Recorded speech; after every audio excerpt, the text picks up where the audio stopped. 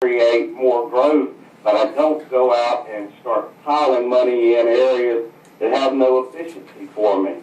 Now here the government goes and wants to stimulate our economy by putting money in places that aren't going to actually benefit the society. So many little small programs. Last time when we had Ms. Fox on the air, my question to her was, why does our Congress and Senate, when they propose improvements for our country, have to load up the primary interest with so many sidebars that we don't seem to get any progress done because we're funding so many other little programs? It seems like a senseless waste of our energy and effort to go off and try to widespread solve the economy by tagging every tree or every bush in the neighborhood with a flag when all we need to do is concentrate on some specific areas. This seems to be the fallacy in our. And then I'd like to comment or report on a report I heard on the radio. Chinese have shot down a satellite last year. This year, we have a high-tech satellite that controls all our missile defenses that is in a blackout. The military doesn't know what's wrong with it. They're sending two of our other satellites on a flyby to see if they can determine what's actually wrong with it. And here we go now. We're technically involved or tied into these satellites, and yet Obama wants to talk to people about defenses, but he doesn't want to build our defensive program. These satellites are also part of the program that we use to control our Navy's navigational systems. We've dropped the Saxton use of navigation and gone completely to GPS. If we lose our satellites, we're in complete danger of losing our Navy's ability to control. Well, first, if we weren't spending trillions overseas, we could actually defend this country on the order that it should be. If we wasn't defending the rest of half of the world. Exactly. That's what part of our problem is. We're so worried about how the world feels about us, we forget to take care of what we need to protect us. And again, Billy, if you're listening, we sure need another hour. Hey, we appreciate you calling, sir. We're going to try to get everybody on that we can, and we certainly do appreciate your call today. Thank you. Thank you. Hey, you're on the Real News. Baron, this is Dave. How are you today? Hey, good. How you doing, sir? Good. Just a few things I'd like to cover. For every enemy that we had in the world prior to 9/11, we've probably got 100 enemies now. The Bush administration has portrayed the United States as being the big bully in the schoolyard. This is about all they've really accomplished. And in the meantime, managed to bankrupt the country. It's just the Bush, Cheney, Rumsfeld, they should be in prison. And they might be. I understand some of them are being brought up on charges. But to move along, it was nice to hear Ron Paul on there. It should be explained to people that aren't too familiar with Ron Paul. Maybe somebody has been on the moon for a while. Ron Paul was forecasting this financial mess at least 2 years ago, at least.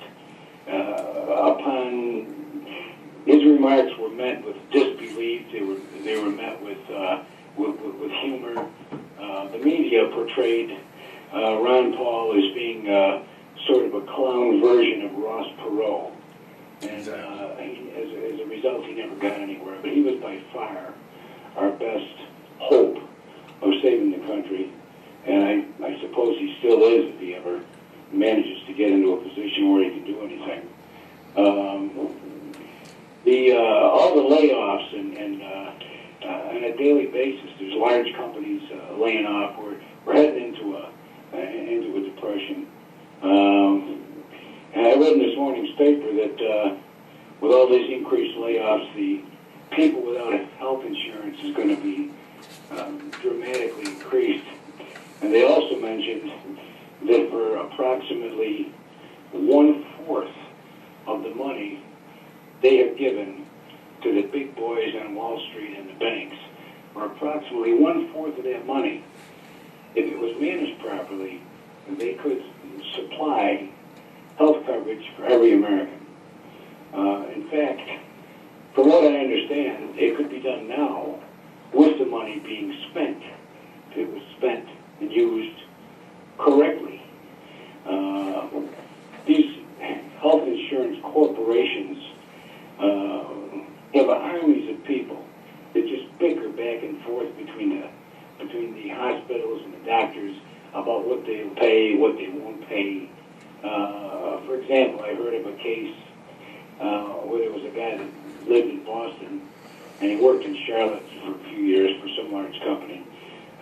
He developed a serious health problem, and the health insurance company went so far as to hire a private detective up in Boston, where he was from, to try to dig up his medical records to see if this was in fact a pre-existing condition that they could get out of paying.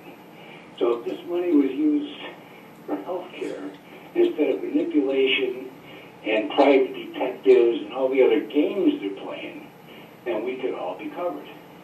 I agree with you. If our country hadn't mismanaged completely all the opportunities that we've had here, we wouldn't be in this debacle that we're in. And I think you make some very good points. We've got a couple phone callers waiting. Is there anything else you'd like to add today? No, just thanks again for the job you guys are doing.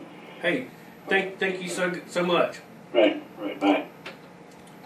Hey, you're on the Real News. Hold on one moment for me. I want to comment on something that Dave was saying. You know, the people in the Middle East, Americans seem to say, you know, if we don't go there and fight them, we'll have to fight them here. Well, to that, my argument is, you know, they don't hate Mexico, they don't hate Australia, they don't hate Switzerland. Why is it they hate us? It's because we can't keep our big nose out of their business. If you've never looked back at our history, look at what we did to Mossadegh in Iran in the early 50s, and you'll see why we have incited hatred from these people. Okay, are you with me on the Real News? Yeah, hey, Farron, this is Mitch. How you doing, buddy? Hey, Mitch, doing good. Listen, I just wanted to tell everybody they need to call their senators and tell them how much of a farce this bailout stimulus package is. And I think they need to, you know, just get up on their heels and tell the government how stupid they really are. Well, I agree with you on that one. We remember the last bailout. What was the percentage of Americans that were against it? It's overwhelming, and they still passed it. They still passed it. Our government ceases to represent the will of the people, and these stimulus packages is like shooting a pea shooter at a 747. It's useless. It's hopeless. It's doomed to fail. I wish it would. I wish Obama could fix this so that all my friends that are having rough times right now, family, would be set back on the straight and narrow, but it's an impossibility. That's true, and I just think, you know, the people just really need to find out and let their government officials know how dumb they really are, because they're running in this country in the ground, and I think that's their prime objective, is to run us in the ground and then you know, have laws to govern everything that we do. That way we can't even move ourselves, and we don't have any freedom at all. You know, all the rights and freedoms that we have now are going to be gone, and we're not going to be able to do anything because we're not going to have anything.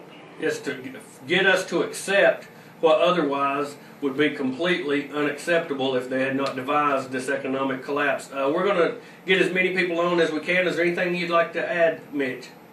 I just think that you guys are doing a good job, and I want you to keep it up, and I hope that they'll let you guys go for 2 hours, because I really think that everybody needs to know the information that you guys provide, and I appreciate the service that you guys provide, and I hope that we all can benefit from it. Hey, thank you so much, and we appreciate you calling. All right, thank you, Farron. Hey, you're on the Real News. Hello. Hey, you with me today, sir? Good, how you doing? Good.